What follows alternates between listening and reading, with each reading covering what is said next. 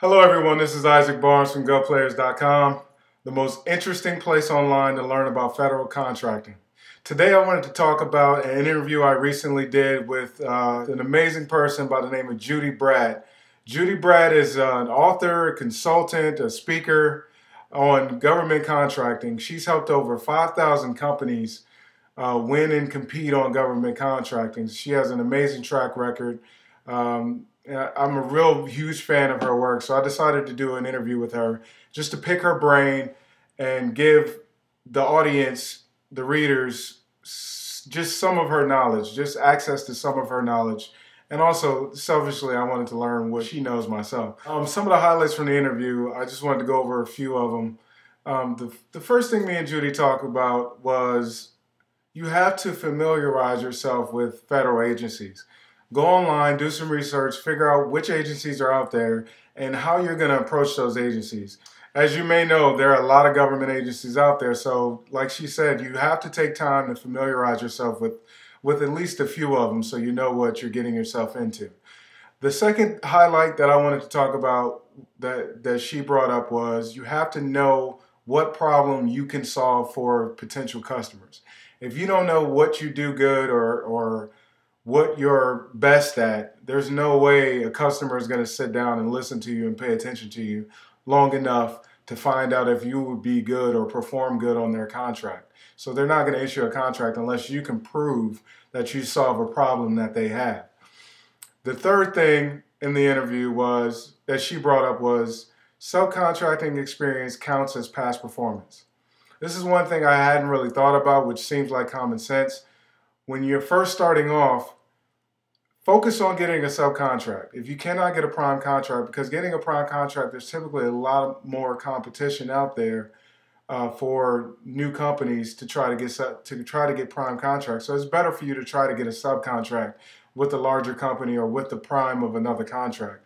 That way, you don't have to worry about getting in over your head early on. The fourth thing that she brought up was don't get into government contracting for money. Make sure that you're getting into contract as a part of your overall business strategy and not just for money or just for cash or any other selfish reason. Make sure that it's a part of your overall plan, your overarching plan, a part of your business plan.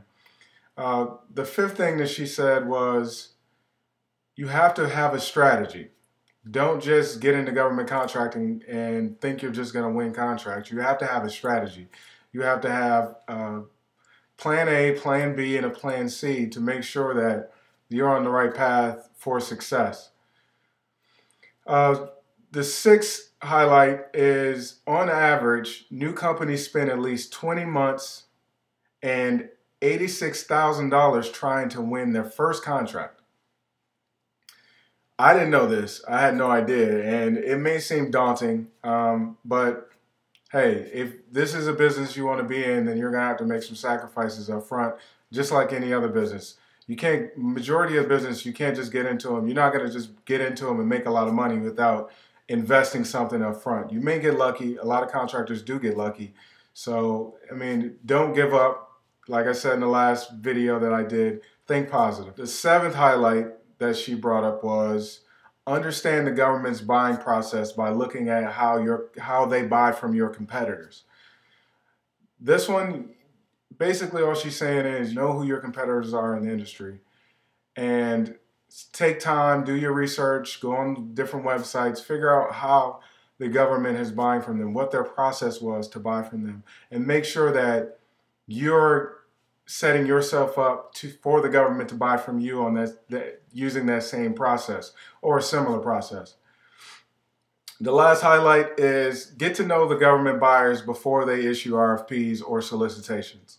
This goes back to building relationships. You have to build relationships with buyers beforehand, before they issue it out on FedBizOps or any other website or their websites.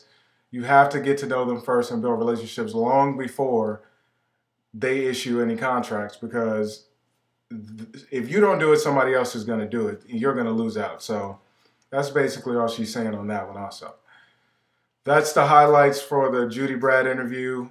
Like I said before, I'm Isaac Barnes from GoPlayers.com. Thank you for listening.